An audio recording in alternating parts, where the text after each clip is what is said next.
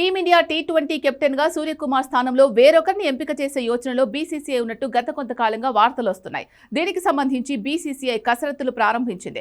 Captaincy పదవి పోయినప్పటికీ Suryakumar batter గా తుది జట్టులో కొనసాగుతాడని బీసీసీఐ పేర్కొంది. అయితే తాజాగా ఐపీఎల్ 2026 సీజన్లో బ్యాటర్ గా పూర్తిగా విఫలమైన సూర్యకుమార్ తుది జట్టు నుంచే తప్పించనున్నట్లు వార్తలు వస్తున్నాయి. ఈ నేపథ్యంలో భారత హెడ్ కోచ్ గౌతమ్ గంభీర్ చేతిలో సూర్యకుమార్ భవితవ్యం ఆధారపడి ఉన్నట్టు తెలుస్తోంది. సూర్యకుమార్ ను తుది జట్టులో ఆడించాలా వద్దా అనేది గంభీర్తో పాటు సెలక్షన్ కమిటీ సుదీర్ఘ మంతనాలు జరిపినట్టు సమాచారం.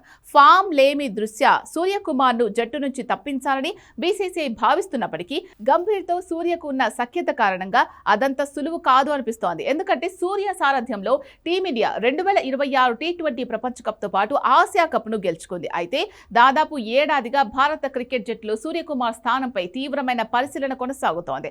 5 సెలెక్టర్లు కూడా అతన్ని తుది జట్టులోకి తీసుకోవడాన్ని వ్యతిరేకిస్తున్నట్లు సమాచారం. గత 2 ఏళ్లుగా కెప్టెన్ గా సూర్యకుమార్ జట్టును విజయపథంలో నడిపించినప్పటికీ బ్యాటర్ గా మాత్రం రాణించడంలో విఫలమయ్యాడు.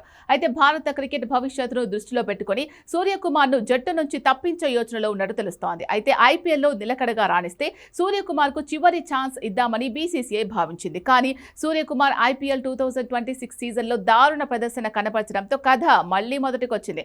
ప్రస్తుతం గంభీర్ నాయకత్వంలోని ఈ పరివర్తన దశలో భవిష్యత్ ప్రణాళిక అధికార సమీకరణాలు మారుతుండటంతో భారత క్రికెట్ ఒక సంధి దశలో నిలబడి ఉంది.